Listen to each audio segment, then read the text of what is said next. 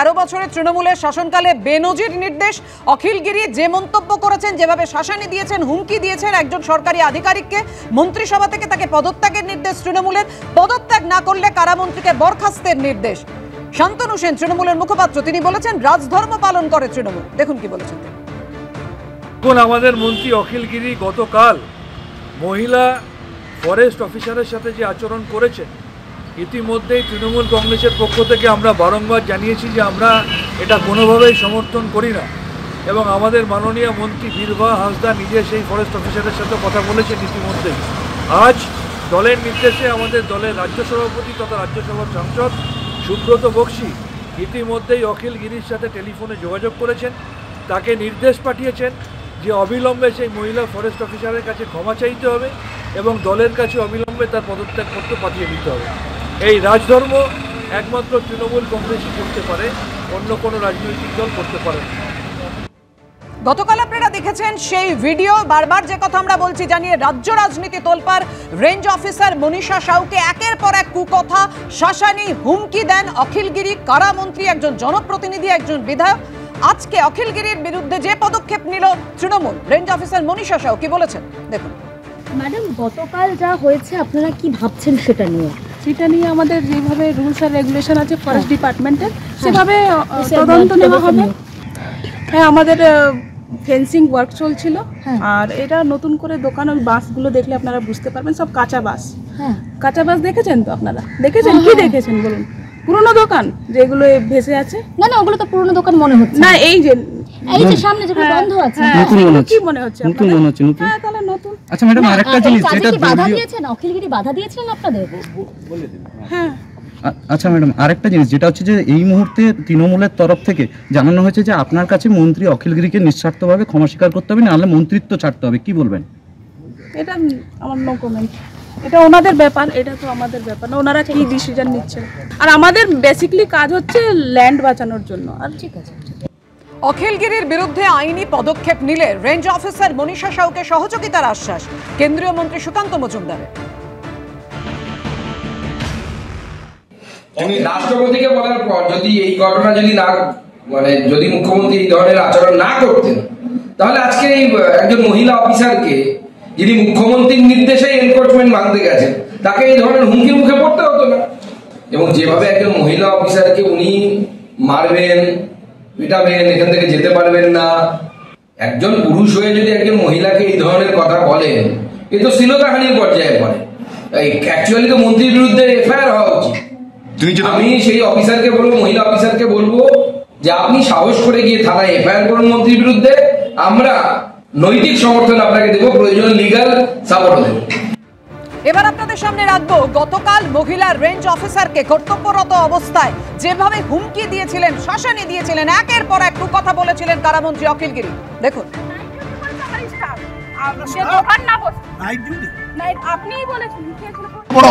Sir, আমি duty করছি বলে তুলে নেবেন?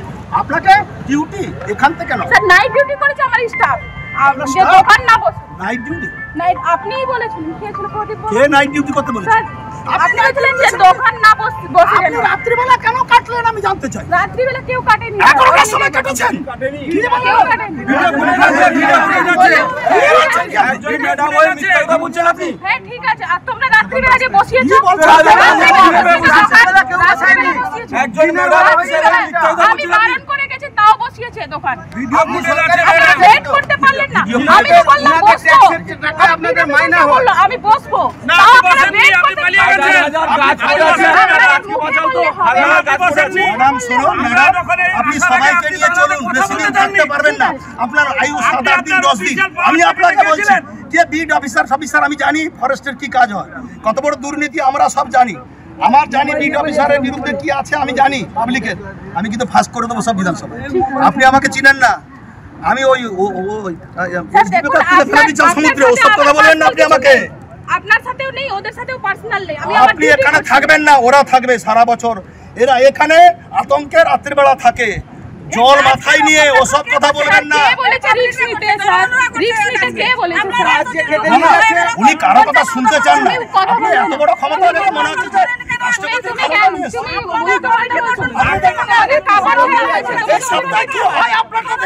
জনগণকে গুন্ডা বললেন না ম্যাডাম, এই জনগণের পয়সায় বেতনটা পাচ্ছেন, এই জনগণের পয়সা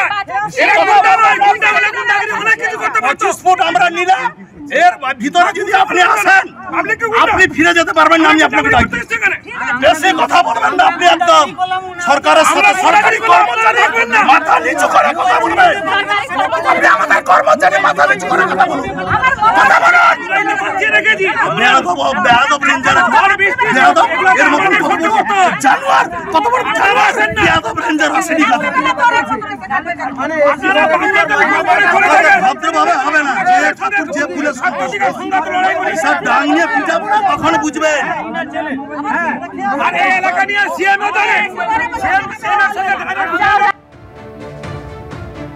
আপনারা গতকাল থেকে এই ভিডিও দেখছেন, একাধিক কুরুচিকর ভাষায় একেবারে দলবল নিয়ে, মানে জবরদখলকারীদের পাশে দাঁড়িয়ে একজন জনপ্রতিনিধি সংবিধান হাতে নিয়ে যিনি শপথ নিয়েছেন, তিনি কুরুচিকর ভাষায় আক্রমণ করে থামেননি, উল্টে শাসানি দিচ্ছেন, হুমকি দিচ্ছেন, তার আয়ু বেঁধে দিচ্ছেন, তিনি কতদিন থাকবেন সেটা তিনি ঠিক করে দিচ্ছেন।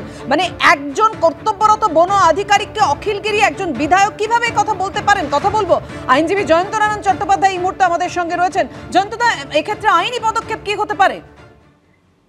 দেখুন, আমি গতকালকেও বলেছিলাম যে একজন জনপ্রতিনিধি হন আর একজন সাধারণ মানুষই হন, যখন একজন মহিলাকে কুরুচিকর কথা বলে, অশালীন আচরণ করে, তার বিরুদ্ধে বিভিন্ন কুরুচিকর কথাবার্তা বলেন এবং গালিগালাজ ও হুমকি ও ভীতি প্রদর্শন করেন, তখন তা কিন্তু বর্তমানে যে নতুন আইন এসেছে ভারতীয় ন্যায় সংহিতাতে, তাতে কিন্তু পরিষ্কার বলে দেওয়া রয়েছে তাতে অজামিনযোগ্য বিভিন্ন অপরাধ আসতে পারে। এটা গেল 1 নম্বর।